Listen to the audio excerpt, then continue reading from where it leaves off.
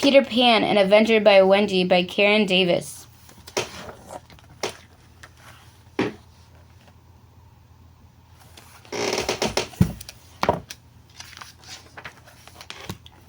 Peter Pan and the Lost Boys were listening to Wendy's bedtime stories. Tinker Bell, too. Never missed a telling. They were all delighted by Wendy's gripping tales with swashbuckling pirates, hidden treasures, and magical pixie dust. But one night during story time, the Lost Boys looked bored.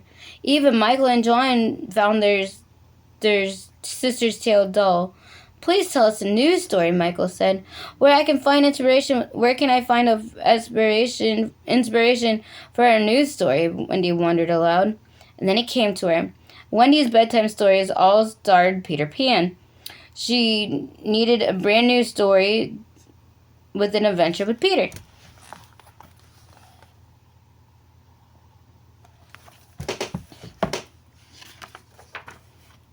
The next morning, Wendy bounded out of bed, ready to join Peter Pan on an exciting excursion. But Peter was nowhere to be found. "I'm sorry, old chaps," John said to the Lost Boys, pushing his glasses up more. "I saw Peter and Tink leaving this morning, leaving extra early for their outing this morning." "You need Peter Pan to have an adventure," declared Nibs. "What will you do, Wendy?" asked Toodles. It was true. Peter always was the daring hero of Wendy's stories. But Wendy wasn't concerned. "Now, boys, don't you worry," Wendy said. "I will create my own adventure." The Lost Boys looked around doubtful, but Wendy was determined. I'll head for the sea. There's always adventure there," she said.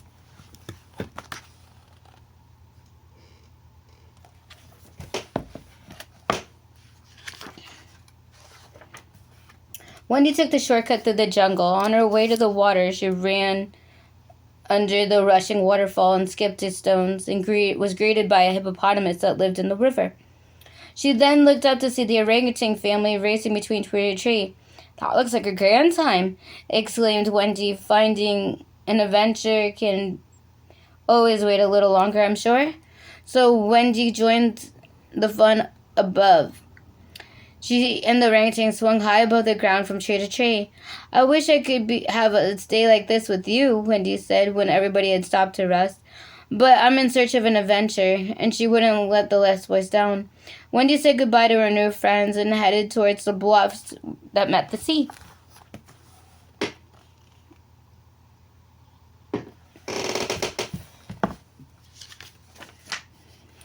As Wendy skipped past the shimmering mermaid lagoon, someone cried out, "Help!" "Oh dear," Wendy said. "The mermaid is stuck in her fishing net." Her friends were nowhere to be seen. Finding a bedtime story would have to wait again. Wendy dove into the water and swam towards the mermaid and rescued her from the net.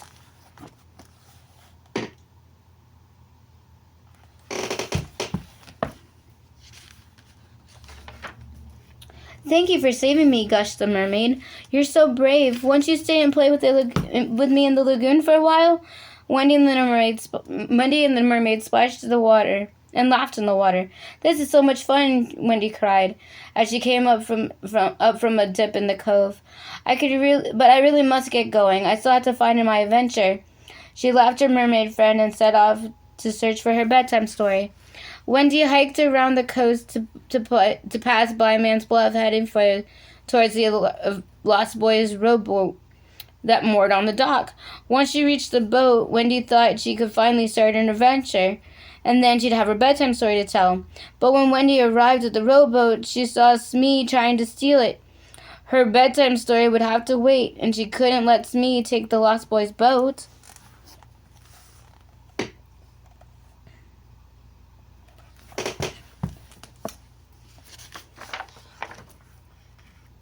"Now, Smee, you leave that boat alone," Wendy warned. "It belongs to the Lost Boys." The pirate grinned. "You'll have to fight me for it, little lass," he challenged. Wendy dueled Smee, using the sword skills that she had learned from Peter, and a few tricks of her own, and soon victory was hers, and as well as the boat, and her adventure could finally begin. But as Wendy looked down to the sky, she saw that the sun was setting on the horizon. It was time to head back home. Wendy returned to the hideout feeling defeated. She'd failed on finding an adventure. There was no new bedtime story for that night, and she stood outside the hideout knowing her friends would be disappointed listening to the same old bedtime story again. There's always tomorrow, she thought as she climbed into the hideout.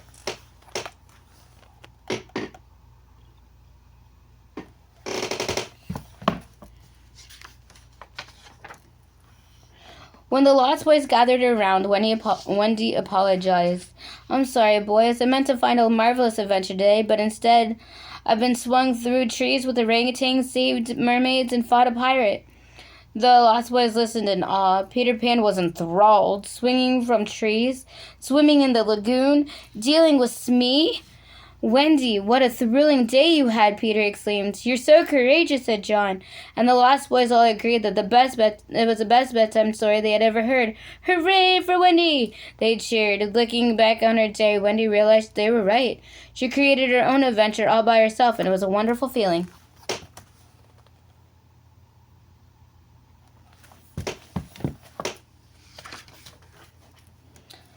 That night, Wendy snuggled into her warm bed and dreamed all about the adventures for the next day that she'd have. The end.